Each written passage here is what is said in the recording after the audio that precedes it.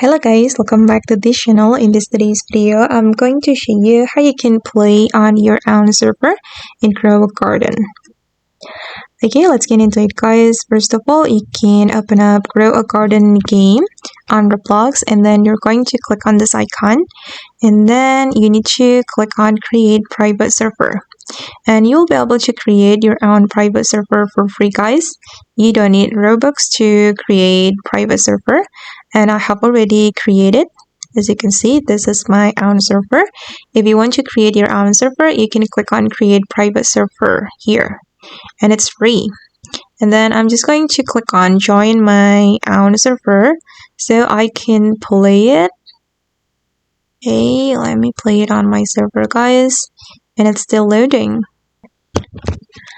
Okay, I have already joined my own server, and oh my god, the update is coming. And okay guys, that's all the way to play on our server in Grow a Garden. I hope this video will be useful for you. Thank you so much for watching, and bye!